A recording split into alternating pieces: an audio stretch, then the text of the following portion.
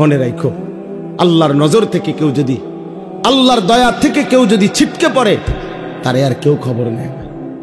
তুই মনে কর, কারো প্রযুক্তি দিয়া, কারো ক্ষমতা দিয়া আল্লাহর দয়া ছাড়া পৃথিবীতে টিকা সম্ভব না।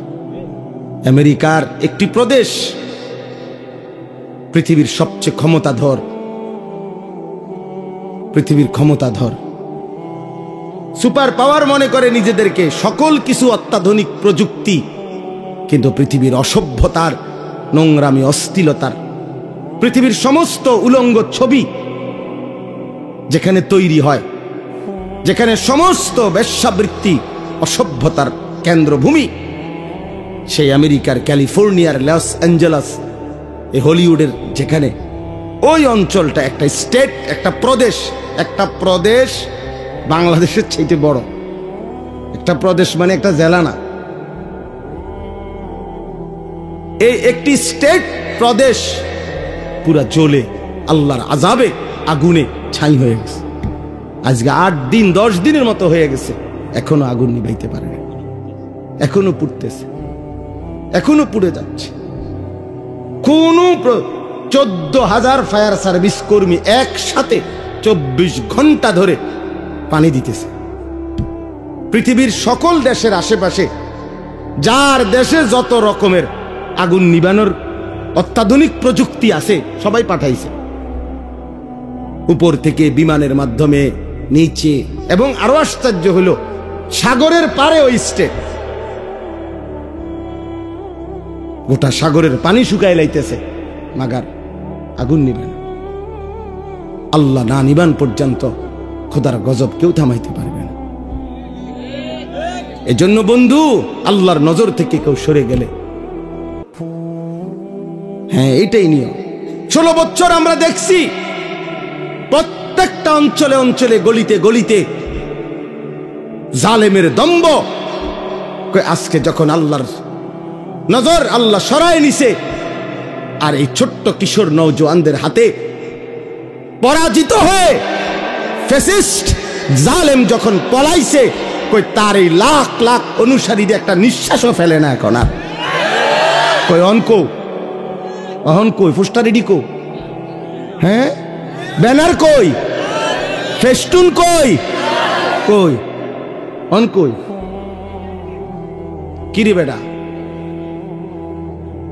কই? এইভাবে হারায় গেল না। হাইসো না, সবক নাও, সবক নাও বাবা। আমি রাজনীতির মানুষ না, আমার উদ্দেশ্য এই কথা বুঝানো। কই 16 বছরে তো মনে হইছে বাংলাদেশের 1 ইঞ্চি জায়গা তাদের হাত থেকে বাহিরে না, সবটা আগলাইয়া রাখছে। কোন কই? তার মানে আল্লাহ যখন কাউকে বেইজ্জতি করে, তখন জগতে আর তার কোনো নাম নিশানা থাকে না, নাম নিশানা থাকে। তোমরা মনে রাখো, আমার এই শেষ কথা, আল্লাহ তোমারে ভালো রাখলেই তুমি ভালো, আল্লাহ ভালো না রাখলে বাপ কেউ তোমারে ভালো রাখতে পারবে না। তুমি আল্লাহরে কষ্ট দিও না, আল্লাহরে এত বেশি নারাজ কইরো না রে বাপ। আল্লাহকে লম্বা সময় ভুলতে নাই, কোরআন শরীফে আছে, এটা বারবার বলছে আল্লাহ বলছে, বান্দা আমারে বেশি সময় ভুলে যেও না।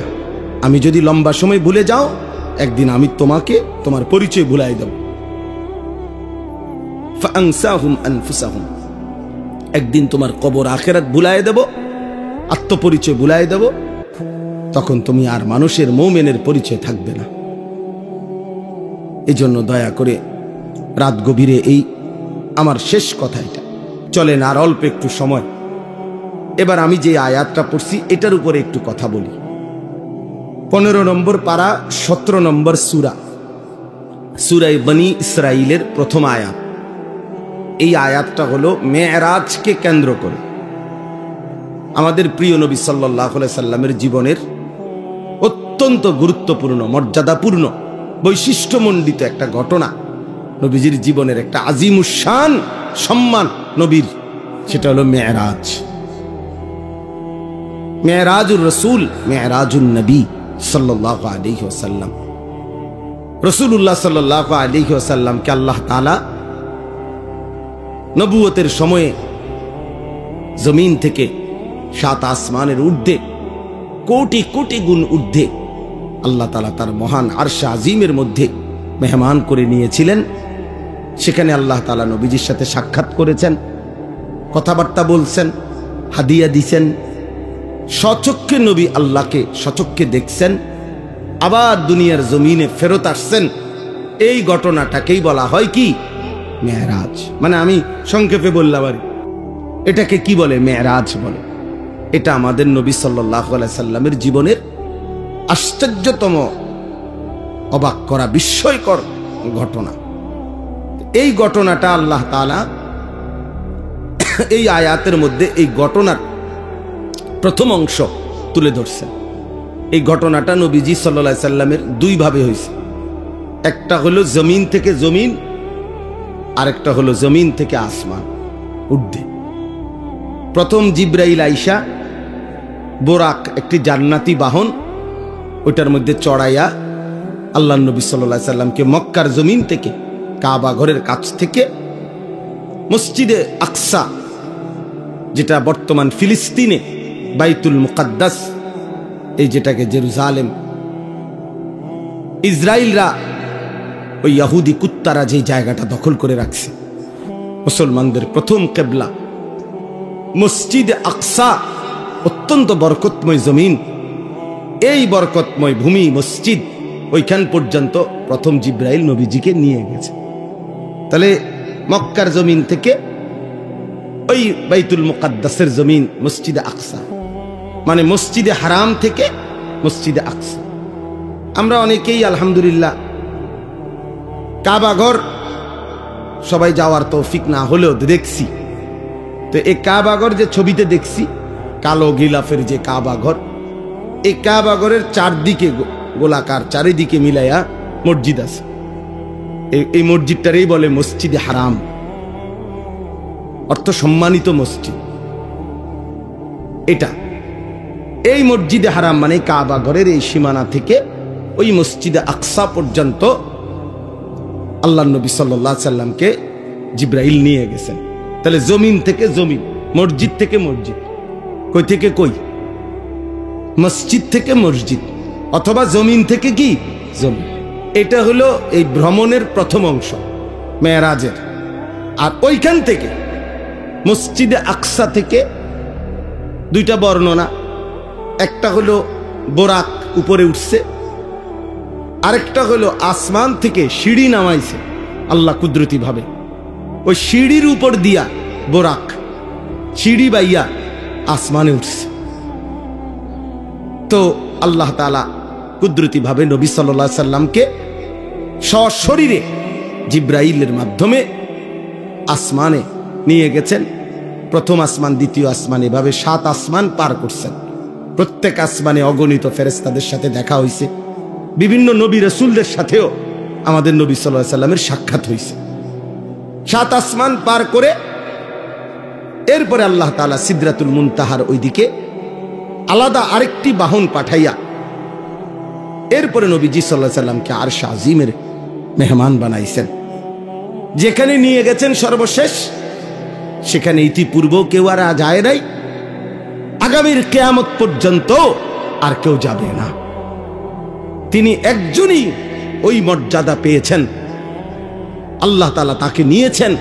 তিনি একজনই, তিনি আমাদের রাসূল মুহাম্মদুর রাসূল সাল্লাল্লাহু আলাইহি ওয়াসাল্লাম।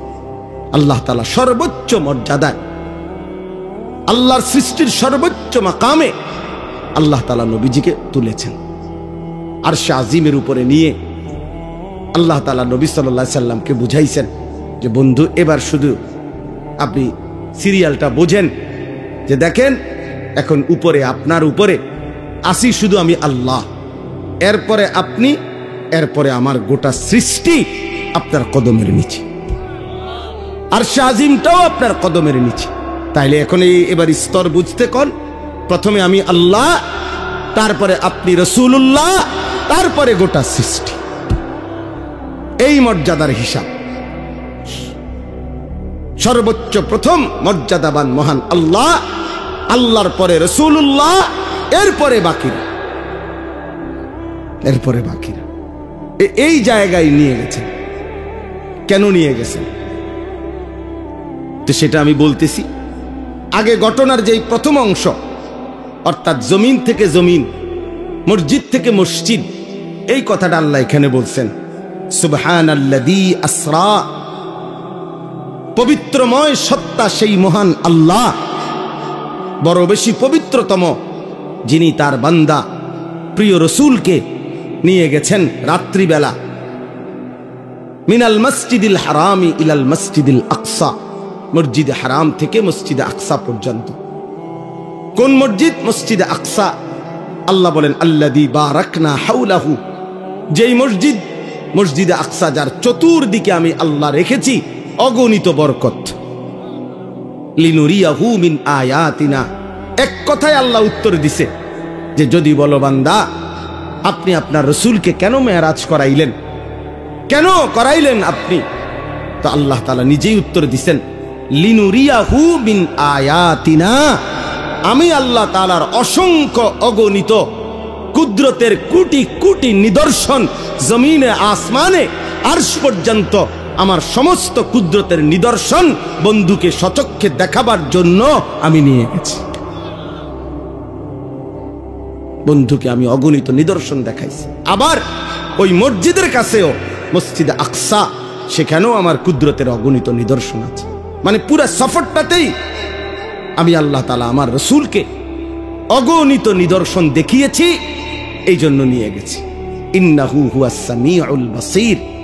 ঘটনা শুনে এই দেখেন আল্লাহ তাআলা বলেন আমার রসুলের মেরাজের ঘটনা শুইনা তোমরা কে কি মন্তব্য করছো, কে কি গ্রহণ করছো, কে কদ্দুর গ্রহণ করেছ, কে বর্জন করেছ, কে টিটকারি করছো, আমি সবটা আমি আল্লাহ শুনেছি, শুনতেছি, এবং আমি আল্লাহ সচক্ষে দেখি। আমি সামি, আমি শুনি, আমি বসির, আমি দেখি। এত বড় বন্ধুকে পেয়ে, এত বড় বন্ধুর মর্যাদা শুনে তোমরা ইমানদাররাই বা কি করলা, নাফরমানরাই বা কি করলা? আমি এটা শুনতেছি, আমি এটা দেখতেছি। অতএব প্রিয় বন্ধু, এবার শুনেন, পুরা লম্বা কাহিনী বলা আমার পক্ষে সম্ভব না এত রাত। আপনাদের ইমাম সাহেবরা নিজ নিজ মসজিদের মধ্যে এটা বলে, মোটামুটি এটা নিয়ে আলোচনা হয়। আমি ঘটনা পুরা শুনাইতে চাচ্ছি না, আমি শুধু 2-3টা ছোট্ট ছোট্ট কথা মেরাজের ঘটনার থেকে বলতে চাই। 1 নম্বর কথা হলো, রাসূলুল্লাহ সাল্লাল্লাহু আলাইহি সাল্লামকে আল্লাহ তাআলা এই মেরাজে কখন নিলেন?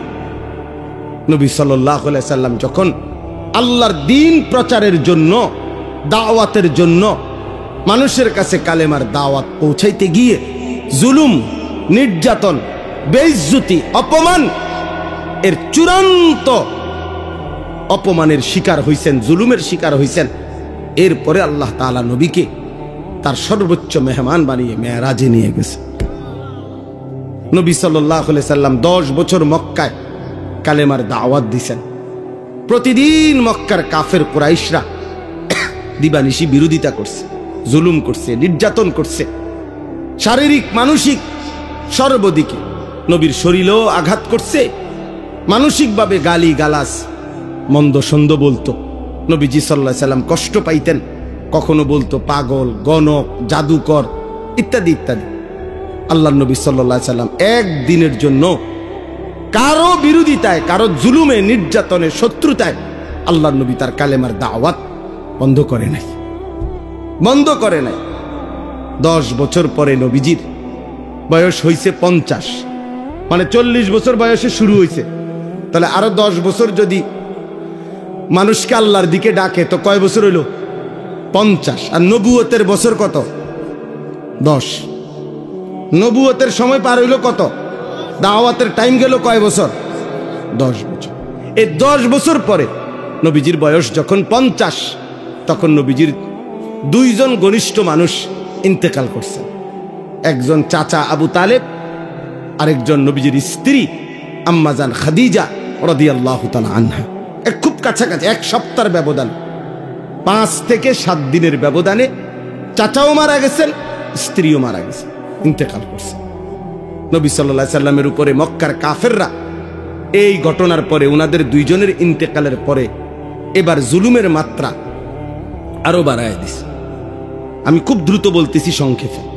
নবী সাল্লাল্লাহু আলাইহি সাল্লাম তখন এই মক্কা ছেড়ে, মক্কা থেকে পার্শ্ববর্তী তায়েফ, এই 10তম বছরের পরে 11তম বছরে নবীজি তায়েফ গেছে। তায়েফে কালেমার দাওয়াত দিছেন দীর্ঘ 1.5 মাস পর্যন্ত, কিন্তু একটি লোক তায়েফের কালেমা গ্রহণ করেনি, নবীজির কথাটাকে গ্রহণ করেনি, বরঞ্চ সবাই দূর দূর করে তাড়ায় দিছে। এমনকি এই তায়েফের সর্দাররা তাদের ছেলেদেরকে, কিশোর ছেলেদেরকে লাগায় দিছে, এই লোকটা পাগল, নাউজুবিল্লাহ, যত মারো পাথর মেরে তারে বের করে দাও। আল্লাহ নবী সাল্লাল্লাহু আলাইহি সাল্লামকে তায়েফের বাচ্চারা অজরে পাথর মারছে, সারা দেহ নবী সাল্লাল্লাহু আলাইহি সাল্লামের রক্ত ঝরছে। নবীজির সাথে যেই সাহাবী ছিলেন, নবীজির পালক পুত্র যায়েদ ইবনে হারেসা, তিনি বলেন, আল্লাহর কসম, সেদিন তায়েফের রক্তে নবীজির পায়ের জুতা পা মোবারকের সাথে এইভাবে লাইগা গেছে, আমি যায়েদ কোনোভাবেই জুতা মোবারক খুলতে পারতেছিলাম, এত রক্ত ঝরছে নবীজি। রাত্রিবেলা নবী সাল্লাল্লাহু আলাইহি সাল্লাম একটা আঙ্গুরের বাগানে তায়েফ থেকে ফিরে এই রক্ত মাখা শরীর নিয়ে আশ্রয় নিছে। রাত গভীরে আল্লাহ নবী, আমরা কিতাবে পড়ছি, নবী সাল্লাল্লাহু আলাইহি সাল্লাম বড় খুব কাঁদছেন রাত্রে, ওই রাত্রে ভীষণ কাঁদছেন নবীজি, আল্লাহর কাছে কাইন্দা দোয়া করছে। মাওলা, লম্বা একটা দোয়া আছে হাদিসে, আমরা পড়ছি এটা। এই দোয়ার মধ্যে নবী অনেকগুলো আবেগে বলছে আল্লাহর কাছে, আল্লাহ, আপনি আমারে কেমন উম্মত দিলেন, আমি তাদেরকে আপনার দিকে ডাকলাম, তারা বিনিময়ে আমাকে এইভাবে পাথর মারল। আপনি আমারে কেমন শত্রুর কাছে দিলেন, আপনি আমারে কেমন অপরিচিত মানুষের কাছে দিলেন, যারা তাদের নবীকে এক বিন্দু কদর করল না, এভাবে পাথর মারল। এভাবে অনেক মনের আবেগে আল্লাহর কাছে অনেক কথা বলে, দেখেন একটা কথা ওই হাদিসে আছে, ওই দোয়ার মধ্যে নবী একটা কথা বলছে, তবে আল্লাহ, মনের কষ্ট যাই তা বললাম, তবে আমার একটাই কথা, যদি আপনি আসমানওয়ালা মালিক আমার, আপনি যদি ইনলাম তাকুন আলাইয়া গাদাবুন ফালা উবালি, এই মাওলা, যদি আপনি আমার উপরে নারাজ না হন, আপনি যদি বলেন আপনি আমার উপরে অসন্তুষ্ট হন নাই, আপনি খুশি আছেন, তো আল্লাহ কসম, ফালা উবালি, আমি কোনো পরোয়া করি না, আমার কোনো চিন্তা করি না, আপনি রাজি থাকলেই আমার চলবে। এই কথাটা নবী বলছে যে মাওলা, আপনি নারাজ হইয়েন না, আপনি আমার উপরে রাজি থাকেন, আমি বলবো, আমি দাওয়াত দিবই, আমি বলেই যাব। তো আল্লাহর নবী সাল্লাল্লাহু আলাইহি ওয়াসাল্লাম মক্কায় ফিরে আসছে। এই দেখেন ছেলেরা, বাপ, তোমরাও শোনো, এই যখন নবীজি এই রক্তাক্ত হয়ে মক্কায় ফিরে আসছে, এই 11তম বছর, 51 বছর নবীজির বয়স, এই তখন মক্কাবাসী এত বেশি বিদ্রুপ করছে নবীজিরে, রাত দিন টিটকারি করতে লাগছে, হায় মুহাম্মদ, তুমি শুনলাম তোমারে আল্লাহ বলে অনেক ভালোবাসে, তোমারে অনেক মর্যাদা দিব, তোমার অনেক সম্মান, কত কথাই তো তুমি কইলা, কত কিছুই তো শুনাইলা আমাগরে, কই আজকে আমরাও তোমারে তাড়ায় দিলাম, তায়েফে গেলা, সেখানের তারাও তোমারে তাড়াইয়া দিল, এমন কি ছোট ছোট বাচ্চারা তোমারে পাথর মারে, তো তোমার সম্মান কই, আর তোমার আল্লাহ কই, কই তোমার মর্যাদা, কই তোমার সম্মান? চিন্তা করে দেখেন। আচ্ছা, এই কথাটা বলার পর রাসূলুল্লাহ সাল্লাল্লাহু আলাইহি ওয়াসাল্লামের কলজাটার মধ্যে কেমন কষ্টটা লাগছে, একবার দুইবার না, পথে ঘাটে বলতে লাগছে যে হায় মুহাম্মদ, তোমার ইজ্জত কোথায়, সম্মান কোথায়, তোমার আল্লাহ তোমারে কই মর্যাদা দিল, তোমার বাচ্চারা পর্যন্ত পাথর মারে।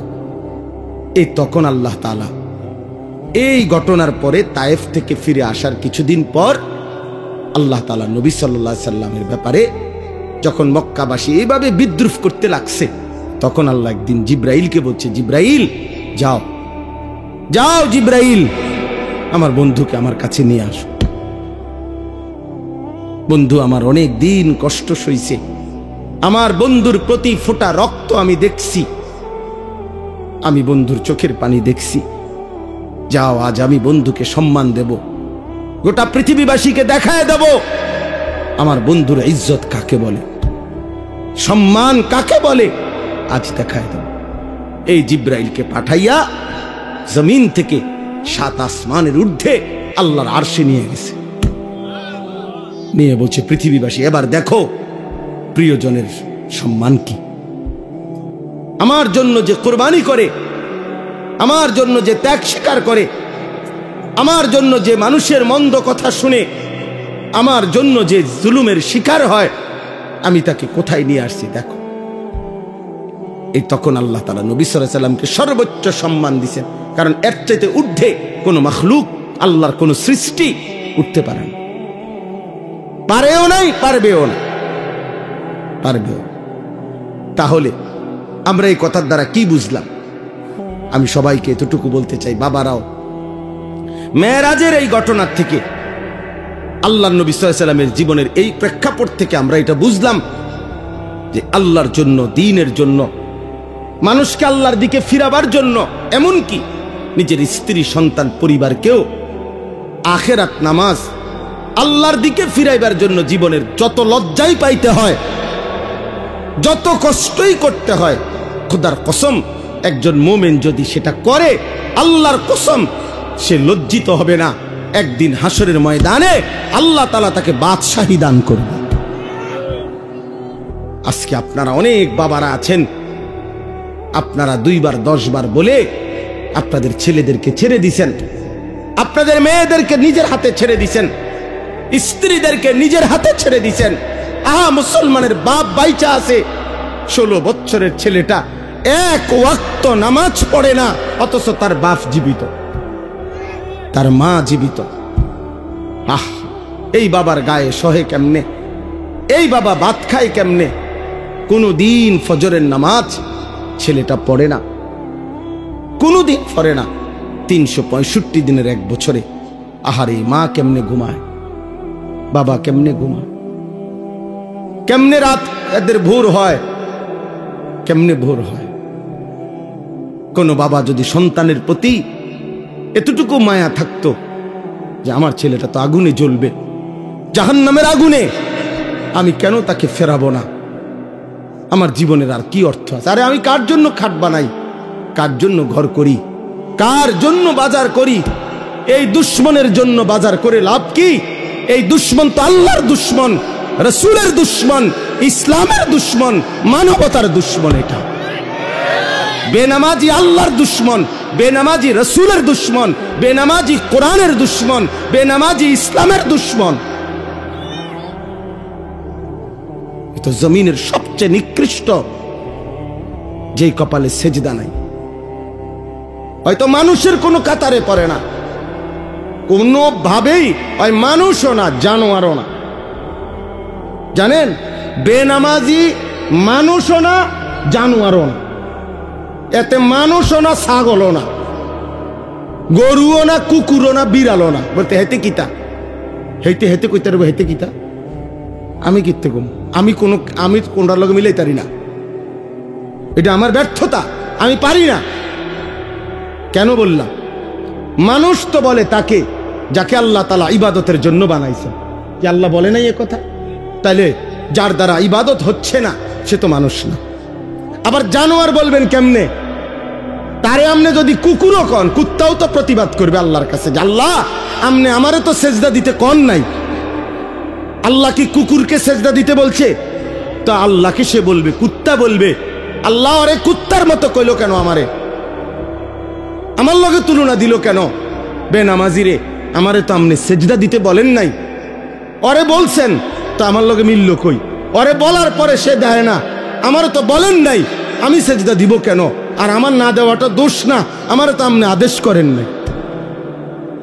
কিন্তু এই জানোয়াররে তো সেজদা দিতে বলছিলেন আল্লাহ, এই জানোয়ার দেয় না কেন? এই জন্য মনে রাখো বাত আর বেডি সাউন্ড আর মোবাইল দেখো আর বন্ধুদের আড্ডা মারো, আহা শয়তান তোমাগরে কাম ধরায় দিছে, শুধু চুল ফিরাইবা, মাসে মাসে চুলের ডিজাইন বদলাবা, প্যান্টের ডিজাইন বদলাবা। এই শরীর, এই স্বাস্থ্য, যৌবন, পাউডার এবং একটু সাজগোজ, ডিজাইন, ফ্যাশন, এতটুকুর পিছনে এমন সুন্দর সময় হায়াত শেষ করে দিলাম। কিসের পিছনে শেষ করলা বাবা? কিসের পিছনে? প্রিয় ভাই বলো। কেউ কারো দিকে বলো না, তুমি হেতেরে কইও না। একজন আরেকজনরে বললা পারতা না। হাসি দিয়ে আমার কথা উড়াই দিও না, হাসি দিয়া উড়াই দিও না বাপ। একদিন দেখবা, একদিন মনে রাখো এমন হবে তোমারে কেউ ডাকবে না, কেউ ডাকবে না।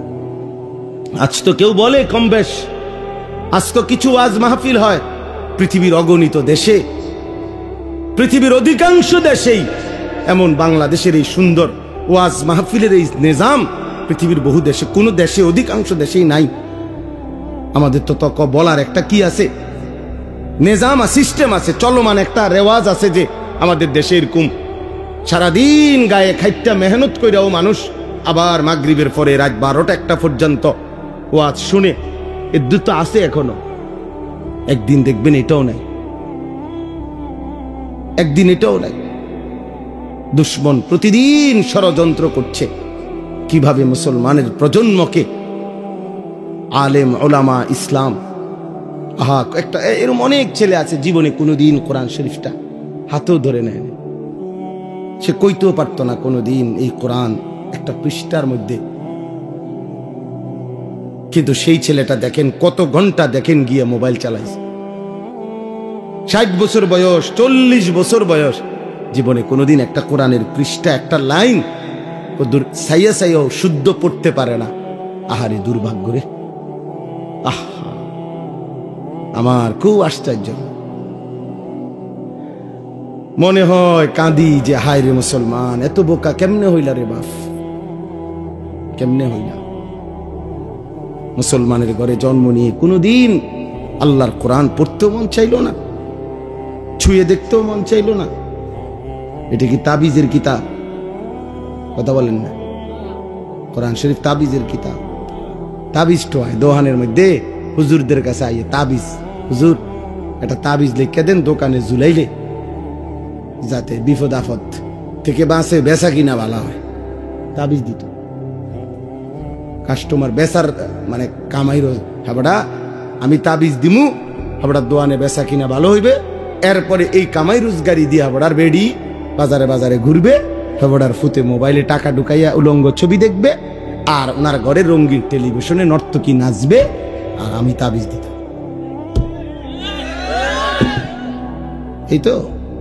এই তো বিবেক, এই তো ইনসাফ। আল্লাহ আমাদেরকে বুঝ দান করেন।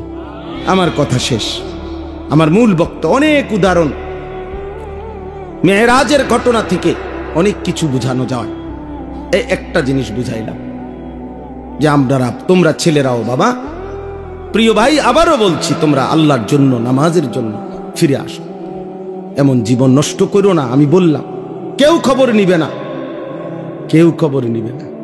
একটা জিনিস বুঝার জন্য বলি বাপ, মনে রাখো, আল্লাহর নজর থেকে কেউ যদি, আল্লাহর দয়া থেকে কেউ যদি ছিটকে পড়ে, তারে আর কেউ খবর নেয় না।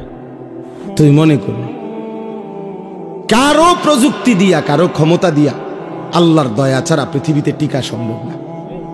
আমেরিকার একটি প্রদেশ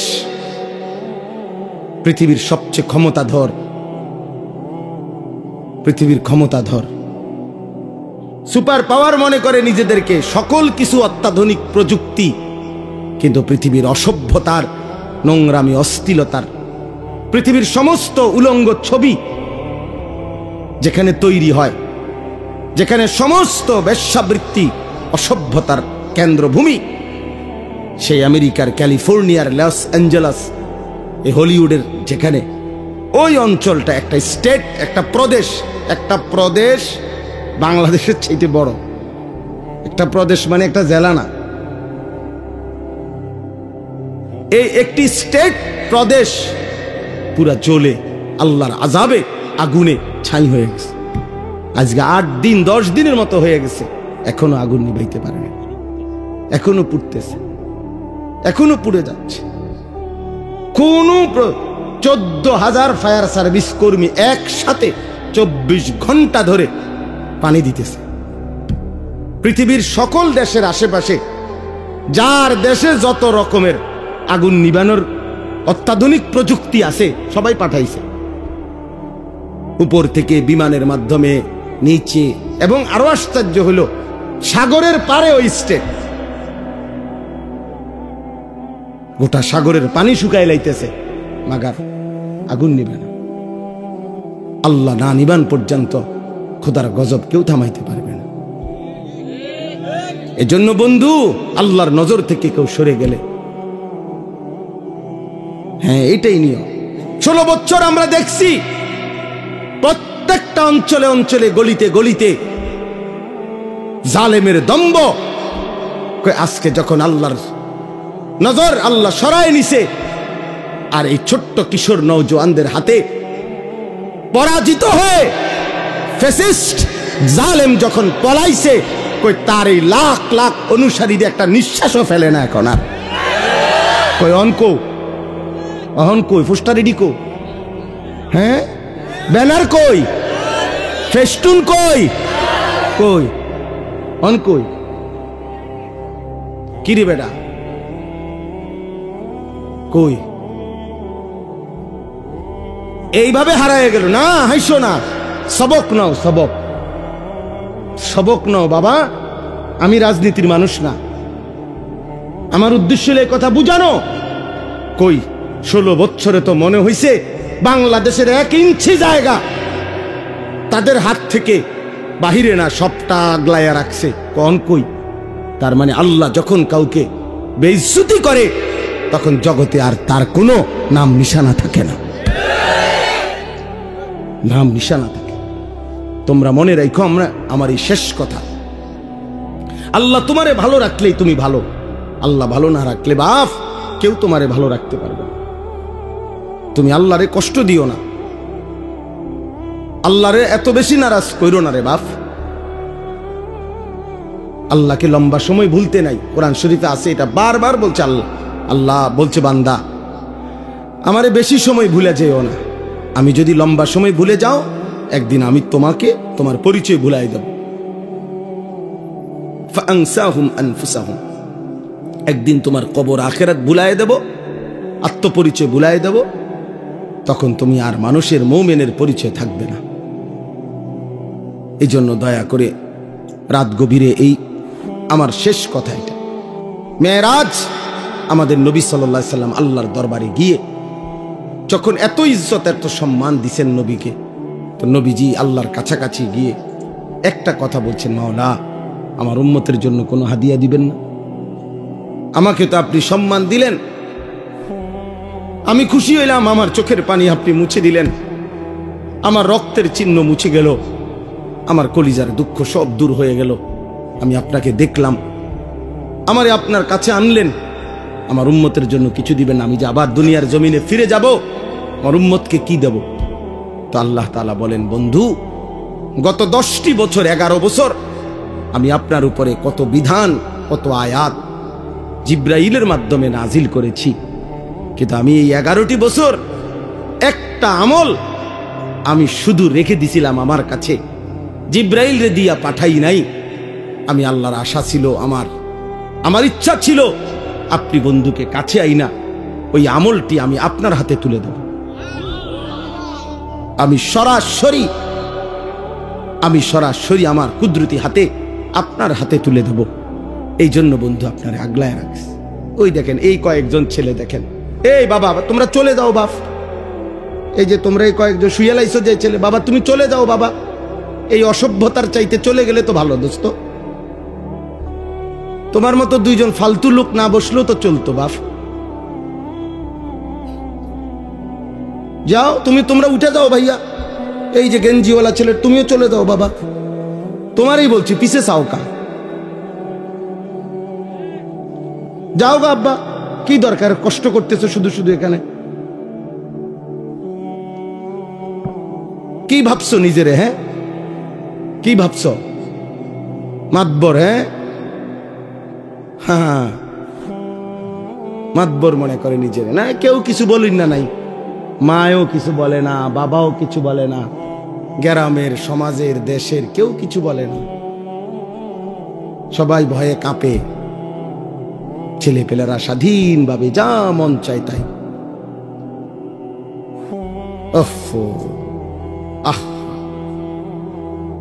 বিবেকহীন হলে কেমন যা হয়। পালাইছে, তাদের হাতে কালেমারও বিজয় হবে। নওজোয়ানের হিম্মত আল্লাহর বড় পছন্দ। নওজোয়ান জাগলে আল্লাহ তাআলা খুব পছন্দ করে। কেন নষ্ট হইবা বাপ? অনেকক্ষণ ধরে দেখতেছি আমি, ওরা এই ৩-৪ জন এখানে দুষ্টামি করতেছে। আরে বিবেকহীন, তুমি চলে যাও নাই তো, আমি তো তোমার জোর করি নাই। এখানে 14-15 বছরেই যদি তোমরা, 16 বছরে যদি তোমরা এত নষ্ট হয়ে যাও যে এক ওয়াক্ত নামাজ পড়তে মন চায় না, আহা বাবা, তো বাকি জীবন কেমনে পার করবা? 18 বছর বয়সে যদি এত হাজার নারী দেখে ফেলো, তো বাকি জীবন কি দেখবা? বিবাহিত স্ত্রী দেখে তো আর মজা পাইতা না। সত্য কথা বললাম, খোলামেলা বললাম। বয়স্ক বাবা না থাকলে আরো বলতাম। একদিন চরিত্র নষ্ট করতে করতে প্রয়োজনের মুহূর্তে আর কিছুই মিলবে না। এর দূরে বললাম, বিবেক থাকলে ভাইব। হারাম, হারাম তোমার শরীর নষ্ট করে দেয়। আল্লাহ তাআলা প্রত্যেকের জন্য ভালোবাসার এক প্রিয়তম স্ত্রী আল্লাহ তাআলা রেখেছেন।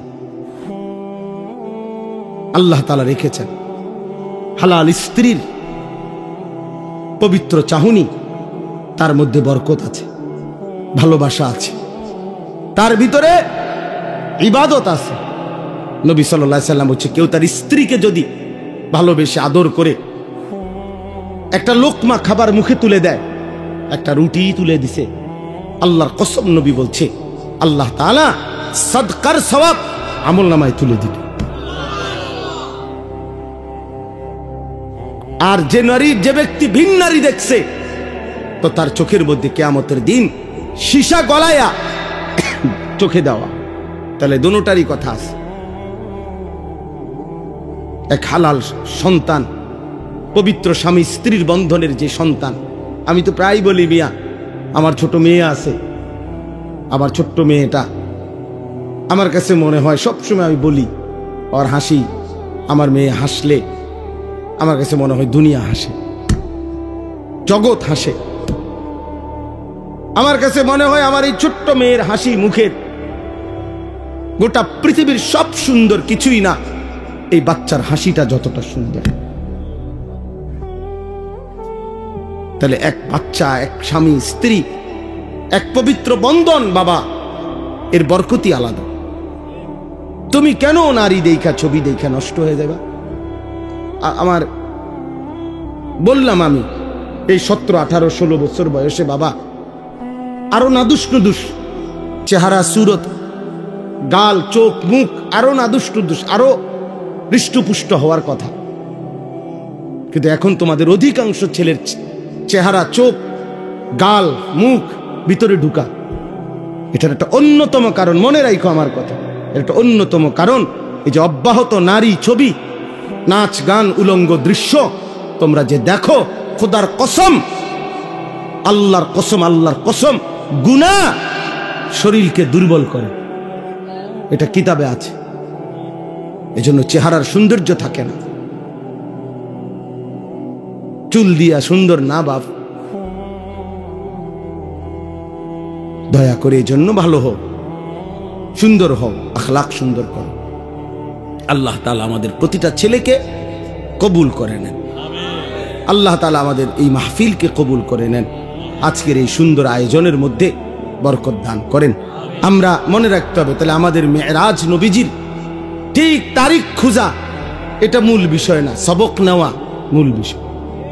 তাহলে আমরা সবক নেব, এক, আল্লাহর দ্বীনের জন্য আমার সব কুরবান হোক, তারপর আমি আল্লাহকে নারাজ করব না, বিনিময়ে আল্লাহ আমাকে সম্মান দেবেন। 2, মেরাজের শ্রেষ্ঠতম হাদিয়া 5 ওয়াক্ত নামাজ, সেটা আমরা জীবনের জন্য গ্রহণ করব।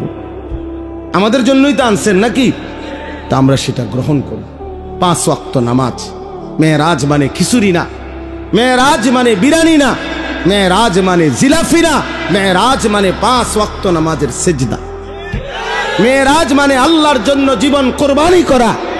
মেরাজ মানে জীবনে আল্লাহর জন্য, দ্বীনের জন্য সমস্ত কষ্ট, জুলুম, নির্যাতন, লাঞ্ছনা, বঞ্চনা হজম করে আল্লাহকে রাজি করার চেষ্টা করা, এটা মেরাজ।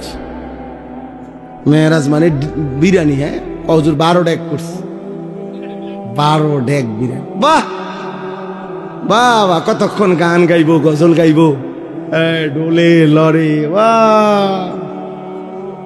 হ্যাঁ, খালাস খালাস। এরপরে বিরিয়ানি খাইয়া মাশাআল্লাহ মেরাজ পালন করছে। মেরাজ বলে পালন করছে, মেরাজ আবার পালন করে কেমনে? মেরাজ আবার পালন হয় কেমনে? আবার এটা মেরাজ তো সবক নেওয়া, যে নবী আমার কেন মেরাজে গেলেন, নবী আমার মেরাজ থেকে কি আনলেন।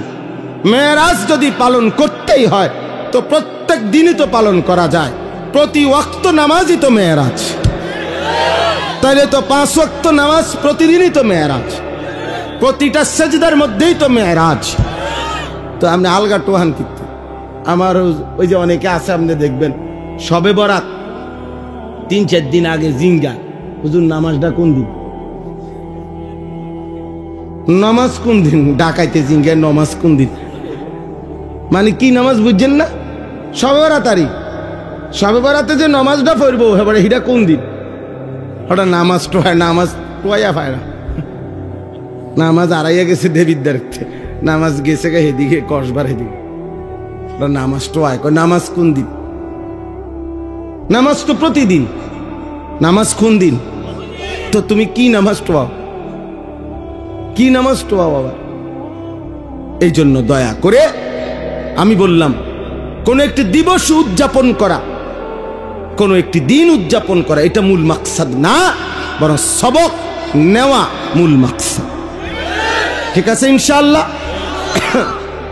নওজোয়ান রাগ হইও না, যখন যারে জেদ্দুর ধমক দিছি তোমার ভালোর জন্য বলছি, তুমি ভালো হইলে আমারও লাভ, তোমারও লাভ। তুমি সেজদা দিলে আমারও সওয়াব, তোমারও সওয়াব।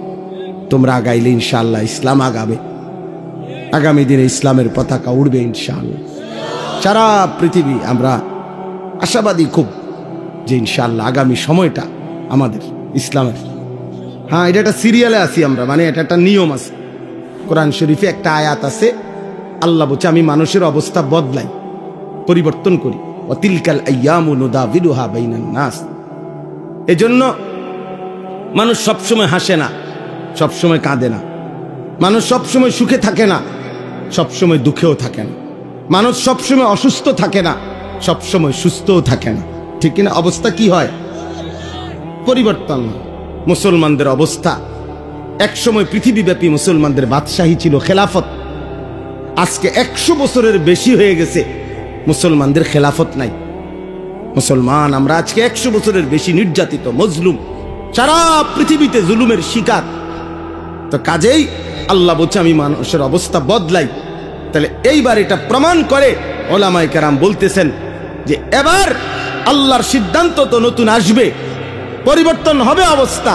তাহলে একসময় আমাদের হাতে রাজত্ব ছিল, মাঝখানে অনেক দিন আমরা রাজত্ব হারা, ঘর হারা, আমরা মজলুম, জুলুমের শিকার, নির্যাতনের শিকার।